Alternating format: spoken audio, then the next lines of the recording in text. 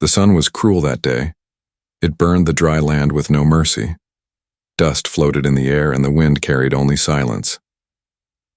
On the edge of the broken colony, in the ruins of a half-collapsed building, a weak sound could be heard, soft, sad, crying. Inside the building, an alien woman sat on the cold ground, her arms wrapped around a tiny baby. Her skin, once smooth and blue, was now pale and cracked. Her clothes were torn, her legs shaking. The baby in her arms cried weakly, too tired for loud screams. His small hands grabbed at her, searching for food that wasn't there. The alien woman's name was Nira. She had once been a proud wife, living in a peaceful village far from here. Her people didn't fight. They grew food, sang songs, and raised their children under the stars. But that was before the war. The war came like a storm. One day, loud ships filled the sky. Soldiers marched through her village. Fire swallowed the houses. Screams filled the air. Her husband had run into the fire to save their neighbor's child. He never came back. Now, it was just her and the baby. Her son, Kiru, was all she had left. And even he was getting weaker with each hour. Her body ached. Her stomach growled. It had been 3 days since her last bite of food. She had used the last of her strength walking to this ruined building. Maybe someone would pass by. Maybe help would come. But now she wasn't sure anyone even lived nearby. Nira looked down at her son. His eyes were half open. His small mouth opened and closed, too dry to cry for long. She pressed his head to her chest, whispering softly in her native tongue, "I'm sorry, Kiru, I'm so sorry." Her voice cracked. Her throat was dry like sand. She leaned her head back against the wall, closing her eyes, letting the tears fall quietly. But even her tears were few now. Her body had no more to give. Time passed. The sun moved in the sky, and the light coming through the broken ceiling slowly turned orange. The baby had stopped crying. He was breathing, but barely. Nira opened her eyes. She knew what this meant. He was giving up. She pulled him close again and began to hum. It was a song from her village, a lullaby mothers used to sing while cooking meals and watching the sunset. The tune was soft, sweet, but now it felt like a goodbye. Then, a sound. Not the wind, not the baby. Footsteps. Nira froze. Her heart beat faster. Was it a raider? A thief? She quickly grabbed a broken metal pipe beside her and held it tight with both hands, even though her arms shook too much to use it properly. The footsteps came closer. A shadow appeared at the entrance of the ruined building. A tall figure stood, there backlit by the orange sky. Human. He wore old, dusty clothes. A large backpack hung from his shoulders. His face was tired but calm. He looked around, and then saw her. For a moment, they both stared at each other. The silence was thick. The man slowly raised his hands to show he had no weapon in them. Nira still held the metal pipe, but she had no strength to fight. He took one slow step forward, then another. She didn't move. He knelt down a few feet away and placed his backpack on the ground. Still watching her, he slowly opened it. Nira tensed, unsure what he was doing. But instead of a weapon, he pulled out something else. A silver meal pack. Nira blinked. The man opened the pack and placed it on a flat piece of metal. A warm smell filled the air. Nira's stomach twisted, painfully at the scent of real food. Her hands began to tremble. Then he pulled out a bottle of water and placed it beside the food. He pushed both gently toward her. Nira didn't move. The man pointed to the baby and then to the food. His voice was quiet. She didn't understand the words, but the meaning was clear. Feed him. Tears filled her eyes again. Her hands dropped. The pipe. She slowly crawled forward, picked up the food with shaking fingers and brought it to her child's lips. The baby sucked at the soft food with weak but hungry motions. A soft sound escaped his mouth. It wasn't a cry.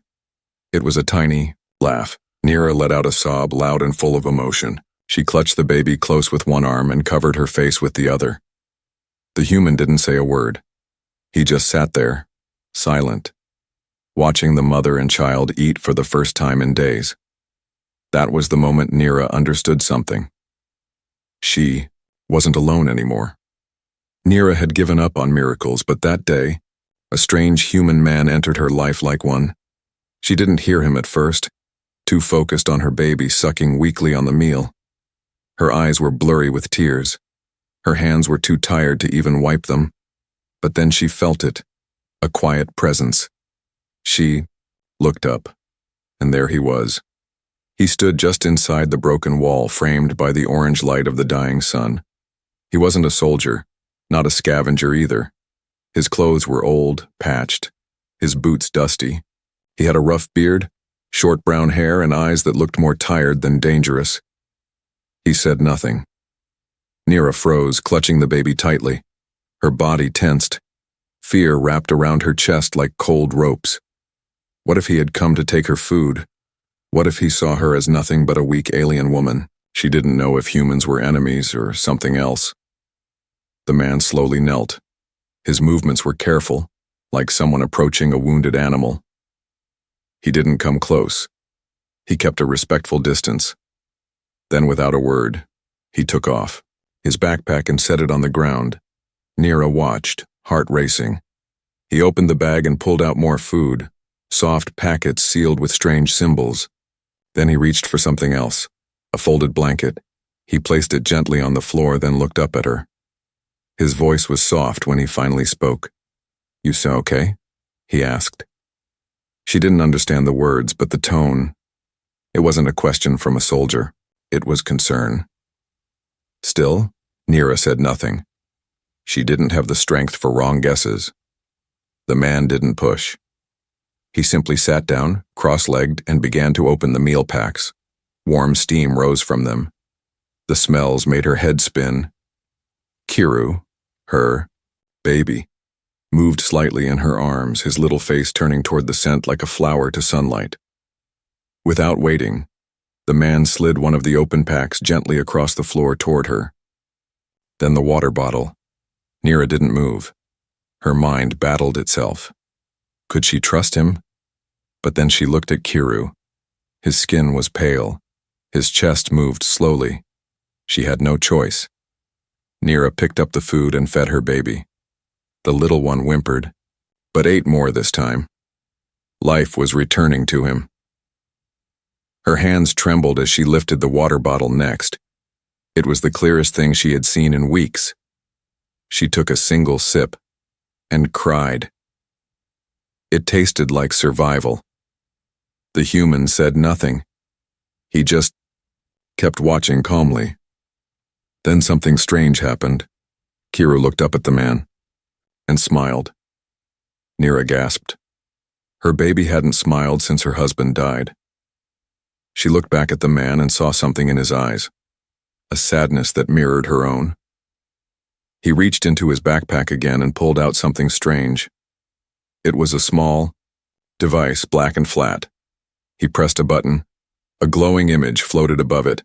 Tiny, moving pictures of a woman and a child. Human ones. The woman was smiling.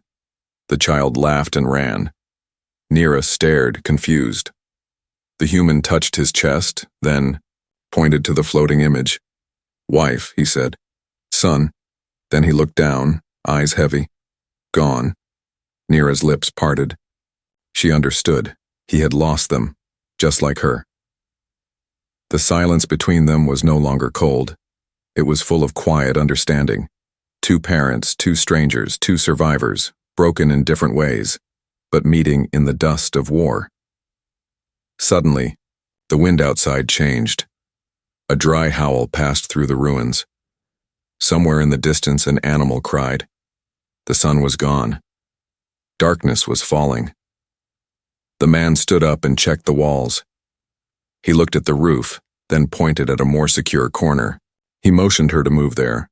Nira hesitated, but then she saw what he was doing. He was preparing for the night. He lit a small fire with a metal stick. A blue flame crackled, warm, and safe. He placed the blanket on the ground and gently motioned her to rest there. She didn't know his name. She didn't know where he came from.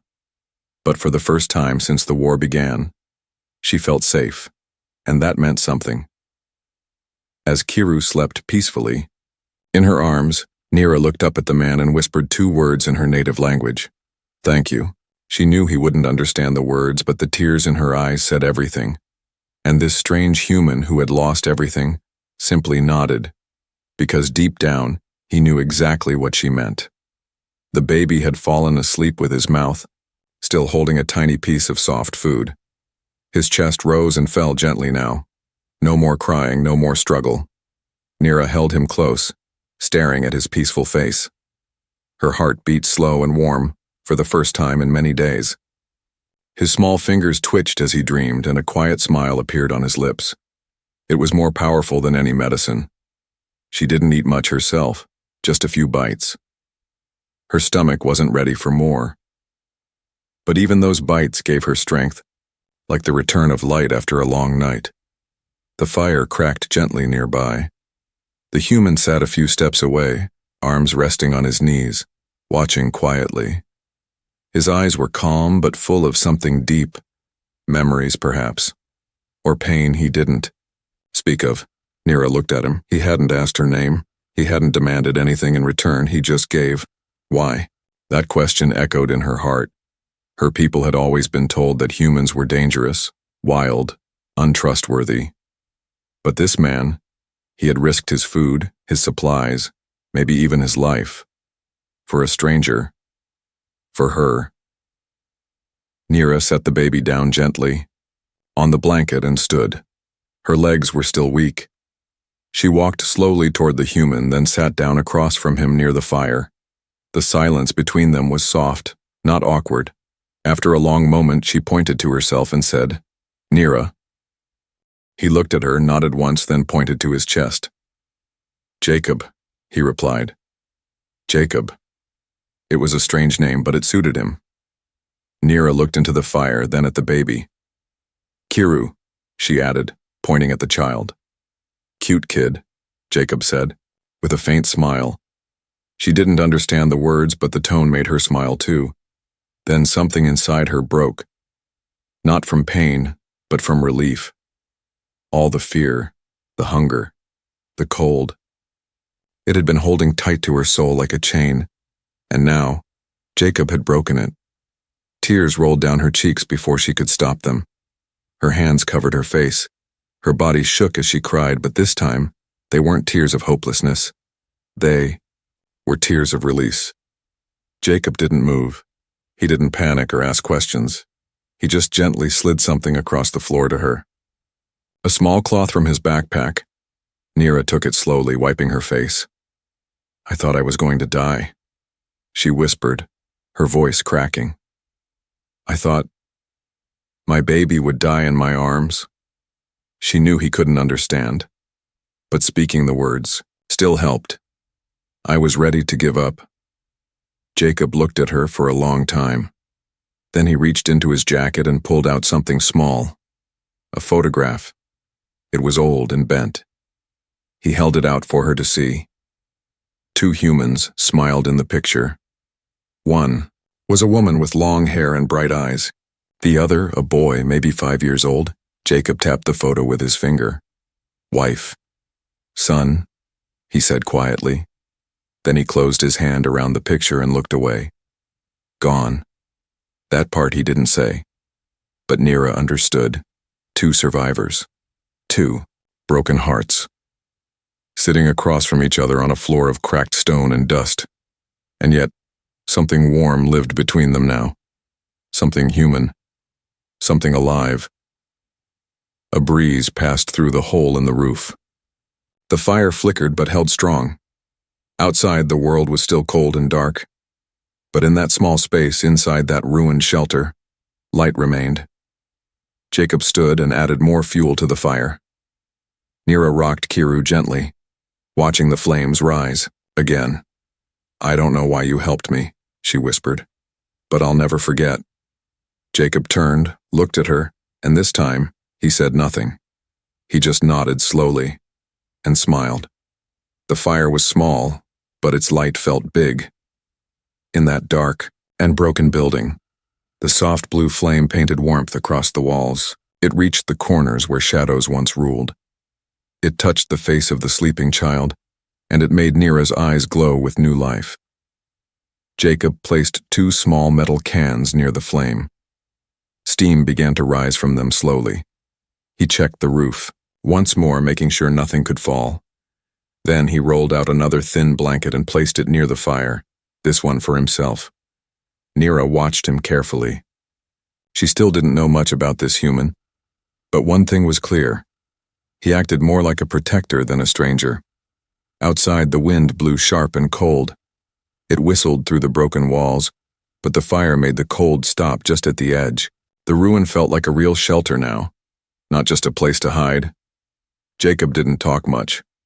He sat down and stared into the fire, his arms wrapped around his knees. His face looked calm, but tired. Nira sat close to Kiru, making sure the baby was warm. She wrapped part of the human's coat around the child and hummed a soft melody under her breath. Jacob listened. The sound was soft, almost like a lullaby from a different world. It made something in his chest tighten. Maybe it reminded him of his old life, the photo in his pocket, the laughter he used to hear before the war. He closed his eyes. A minute passed, then another. Suddenly a low growl echoed in the distance. Nira tensed. She knew that sound. "Deshar beast," she whispered, barely audible. Jacob sat up straight. He didn't know the name, but he understood the fear in her voice. She clutched Kiru tighter and looked toward the entrance. The wind blew harder now. Dust flew in through the open cracks. Something was moving outside. Something big. Jacob moved, without panic. He reached into his backpack and pulled out a long black object, sleek, metallic. A weapon, but not one Nira had ever seen. He checked it, loaded it, then nodded at her gently. "Stay here," he said. Nira didn't understand the words, but the tone was firm, protective. She watched as he stood and walked silently toward the entrance, stepping over fallen beams and loose stones. He moved like a hunter, quiet but ready. Outside, the sound of claws scraping against metal echoed through the dark. A heavy breath, a sharp snarl. Jacob raised the weapon. Nira closed her eyes and whispered a silent prayer. A single blast. Then silence. Then 2 more quick bursts of energy. Then nothing but the wind again. Moments later, Jacob returned. His face was calm. He gave a small nod. Everything was safe now. He sat down again, rubbing dirt from his hands. Nira looked at him differently now. He had no reason to protect her. No blood ties, no shared language. But he did, and that made him more than just a man. It made him a shield. She leaned forward slightly and placed something near him. It was a small metal pendant, shaped like a star and a tear. "My mate gave me this," she said softly. "Before the fire." Jacob looked at it. He didn't know the meaning, but he understood the weight of it. He gently pushed it back toward her. "Keep it," he said. "You'll need it." She smiled sadly. He didn't understand her words, but he understood her heart. The fire burned on. The baby slept peacefully, wrapped in warmth, and 2 souls from different worlds sat side by side, not as enemies, not as strangers, but as survivors, and maybe something more. The fire had burned low. Only glowing embers remained. Jacob sat near the dying heat, eyes open, body still. Nira and Kiru were both asleep, breathing softly in their corner of the ruined shelter. The night was cold, but inside it was calm. Too calm. Jacob's soldier instinct stirred. Something felt wrong. Then he heard it. A strange humming in the air. Mechanical. Not from nature. Not from animals. It was a sound he hadn't heard in years, but he remembered it clearly. Drone scouts. He stood up slowly, scanning the dark sky through a broken roof beam. His heart sank. Red lights moved across the clouds, small and fast. Search drones, military grade, not from Earth. He turned quickly, walked over, and shook Neera's shoulder gently. She opened her eyes and looked up at him with confusion. He pointed to the sky. "They're coming." She didn't understand the words, but the look in his eyes said everything. Danger. Neera sat up straight.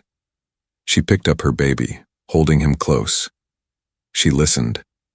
Then she heard it too. That deep, vibrating hum. It was getting louder. Her face turned, pale. Not the beast this time. Worse. Them. The ones who burned her village. The ones who took her husband. The ones who hunted survivors for sport. She whispered, "Raiders." Jacob had already started packing. He moved quickly but quietly, dropping the fire, covering the tracks, loading his weapon. Neera trembled as she pressed her baby against her chest. Her breath shook. "They found me," she whispered. "I ran so far. How did they find me?" Jacob crouched in front of her and touched her arm lightly. He looked into her eyes and said clearly, "I'll protect you." She didn't understand the words, but she believed them. A low rumble passed through the ground. The enemy was near. Not just drones, vehicles. Jacob moved toward the entrance again and placed a small, flat disc on the floor near the doorway. Then another near the roof crack. Traps, motion sensors, old Earth tech but still sharp. He returned, grabbed a second weapon and loaded it fast. Neera's voice was weak, filled with fear. "You should run," she said. "They'll kill you." Jacob didn't respond. He just stood between her and the door. Then the first shadow appeared. Outside, past the broken building, strange figures moved. Metallic armor, glowing helmets, alien rifles in hand. 3. No, 5. They moved in formation. Fast, silent. Jacob crouched and held his weapon tight. Then one of the raiders raised his arm and pointed toward the shelter. They knew.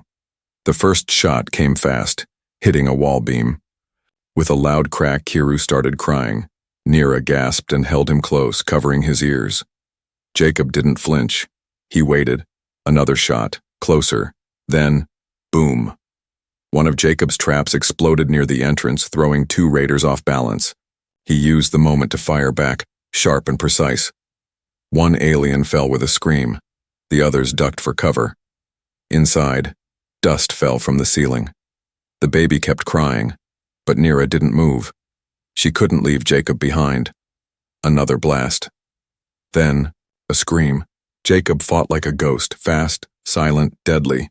He used every trick, every memory from the war. But they kept coming. A second group was approaching from the side. Too many. He turned and yelled one word to Neera, loud and clear. "Run!" She shook her head. "I won't leave you." He pointed to the back exit.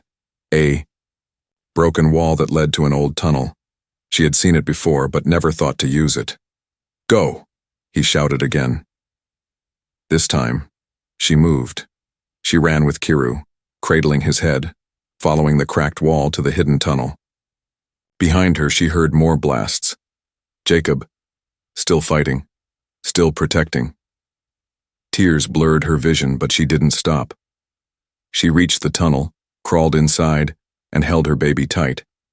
Then she looked back, and she whispered, "Please live." The tunnel was dark and narrow. Dust fell from the old stone ceiling with every shake of the ground. Neera held Kiru close, covering his head as he cried into her chest. She didn't know if Jacob was alive. She didn't know if the building had fallen. But she couldn't stop moving. The tunnel led into a collapsed hallway from an ancient human outpost. Broken wires hung from the ceiling. Old posters, faded by time, lined the walls in a language she couldn't read. She found a corner, crouched, and listened. Silence. No blasts, no footsteps, just the baby's soft breathing and her own fast heartbeat. Her hands shook. "Please," she whispered to no one. "Let him be alive." Back at the shelter, the flames had gone out, but Jacob still stood. Blood trickled down his arm. His left side was bruised, but he didn't fall. He never fell. 3 bodies now lay near the entrance. 2 aliens and 1 drone. Sparks jumped from the wall where bullets had torn through steel. Jacob moved like a ghost in the shadows. He wasn't fighting to win a war. He was fighting to protect them. The widow. The child. A family that wasn't his, but still mattered. He ducked behind a stone pillar and checked his ammo, nearly empty. Across the broken ground, 2 raiders whispered to each other in sharp clicks. They thought he was weak now. Alone. They were wrong. Jacob smiled quietly and reached into his jacket. Flash grenade. He pulled the pin, tossed it over the rubble. Boom. White light. Screams. Then he ran. Straight through the blast. 2 quick shots. Both raiders down. He grabbed one of their rifles and reloaded fast. His own weapon was almost fried. Then came the last one. The leader. Taller, smarter, armor glowing red. He dropped from the rooftop like a vulture. Jacob rolled aside just as the alien's blade sliced the air. Sparks flew as metal hit stone. They fought hand to hand. 1 man versus a monster in armor. The alien was stronger. But Jacob had something else. Purpose. He dodged a second strike, then jammed the rifle's end into the alien's helmet. It cracked. The alien roared, swung wildly, and Jacob used the moment to sweep his legs. The leader hit the ground hard. Jacob stood over him, gun aimed, chest rising and falling fast. The alien hissed in his language. She was meant to die. Jacob didn't speak his tongue, but he felt the hatred. He pulled the trigger. Then, silence. Real silence. No more sounds of machines. No more steps, just wind, and the burning smell of battle. Jacob dropped to 1 knee. His body hurt everywhere. But he smiled, not because he won, but because she was safe. In the tunnel, Nira jolted as she heard no more gunfire. Her breath froze. She peeked out, slowly. Smoke rose from the ruins. Then, a shadow, someone walking. She tensed. Then she saw the limp, the torn jacket, the way he held his side. Jacob, alive, barely standing, but walking. She ran toward him without thinking, her child still in her arms. Jacob, she called. He turned and smiled through the blood. She reached him, touched his face, and dropped to her knees. You came back. He laughed a little, then winced. Didn't plan to die today, he said weakly. Nira didn't understand the words, but she heard the heart behind them. She placed her forehead against his and whispered, "Thank you." Then the baby, Kiru, reached out and touched Jacob's chest with his tiny hand. Jacob looked down and smiled again, soft, tired, proud. In that moment, it didn't matter that they were from different worlds, because in that fight, he didn't just save a widow. He earned a place in her heart and became something more than just a stranger. He became family. Jacob did not wake up for a long time. He was alive, but barely. After the battle, Nira had cleaned his wounds the best she could. She used pieces of his clothing to stop the bleeding. She stayed awake all night watching over him and her baby. Her eyes never left his face. Each breath he took gave her hope. Each breath meant he was still with them. When morning light touched the ruined walls, Jacob's eyes finally opened. His vision was blurry, but he saw her first. Nira sitting close, holding Kiru. She smiled, eyes full of tears. "You're awake," she said softly, even though she knew he wouldn't understand. He gave a small nod. Then, groaned. Everything hurt. Still, he managed a faint smile. "You okay?" he asked. Nira didn't know the words, but she could guess. She reached out and touched his hand. It was warm. They were okay. The fire from the night before had died, but the warmth between them stayed alive. Kiru, the baby, reached for Jacob's fingers and held them tight. And for the first time in many days, Jacob let himself relax. He had survived the worst, but he had also found something worth living for. They stayed in the broken building for 2 more days. Jacob needed rest, and Nira needed time to figure out where to go. The raiders wouldn't return right away. Jacob had taken down their leader. That bought them time, but not forever. They would need to move, find real safety, and food. On the 3rd morning, Jacob stood up on his own for the first time. He walked, with a limp. His ribs still hurt. But his mind was clear now. He packed their things into his old backpack.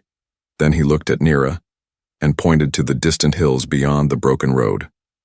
"There," he said. "Outpost. Maybe humans." Nira nodded. She didn't know the place, but if he said it was safe, she believed him. Jacob handed her a cloth map, showing the path through the forest. They would travel together, not as strangers anymore. The journey was hard. Kiru cried during the nights. The path was full of rocks and thorns. The old road was half buried in dirt. But Jacob never complained. When Nira's feet gave out, he helped her walk. When Kiru was cold, he wrapped the child in his jacket. When Nira grew tired, he smiled at her and said, "Almost there." And somehow his smile gave her strength. They shared everything now: food, water, pain, and hope. And slowly, something changed.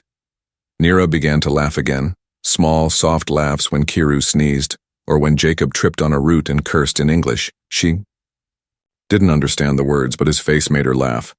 Jacob started teaching her little words, pointing to things. "Sky," he said. "Tree. Fire." And then he pointed to himself. "Jacob," she repeated. "Jacob." He smiled and nodded. She touched her chest. "Nira." Then held the baby. "Kiru." They were building a language of their own, one made of smiles, signs, and shared moments. On the 6th day, they found the old human outpost. It was covered in vines and dirt, half buried, like a sleeping metal beast. But it was alive. A radio tower still blinked. Solar panels still hummed. Jacob knocked 3 times on a steel door. Silence. Then the door opened. A soldier in a clean uniform appeared, gun ready. Jacob raised his hands. "Don't shoot. Refugees." The soldier stared at Nira, confused. Then lowered the weapon. "You're lucky," he said. "We haven't seen humans out here in weeks." They were taken inside, given food, clean water, blankets, medical care. Doctors treated Jacob's ribs and shoulder. They gave medicine to Kiru. A translator was activated for Nira. For the first time, she heard human voices in her own tongue. She cried from the shock. So did Jacob. Not because they were sad, but because they had made it. Days passed inside the bomb outpost. Nira began to understand more words. She spoke slowly, carefully. "Jacob saved me." The humans were kind. They offered her a room, food rations, and even toys for Kiru. But Nira never stayed away from Jacob for long. Neither did the baby. They always found him, and he always smiled when they did. One afternoon, while watching Kiru sleep in a soft blanket, Jacob sat beside Nira and asked quietly, "What will you do now?" She looked at him. "I don't know," she said. He nodded. "You could stay, with me." She looked down, thinking. Then she reached for his hand and held it tightly. "I want to." It wasn't romantic, not yet, but it was deep. It was real. He wasn't just the man who saved her, he had become her safety. And maybe she had become his healing. Weeks passed. Jacob started working around the outpost, helping repair systems, training scouts. Nira helped in the kitchens, cleaned rooms, and taught Kiru to walk. One day, as they sat outside watching the sunset, Jacob turned to her. He pointed to the stars. "That's Earth," he said. "Your home?" she asked. He nodded. "You miss it?" He was quiet for a moment, then shook his head. "I did, but now..." He looked at her, at Kiru. "Now my home is here." She smiled, then took something from her pocket, the star and tear pendant. She placed it around his neck.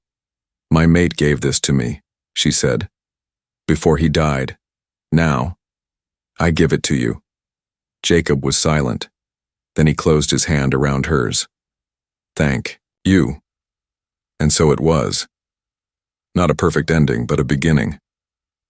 A human soldier, broken by war, an alien widow, torn by grief, and a child, born in chaos but raised in peace.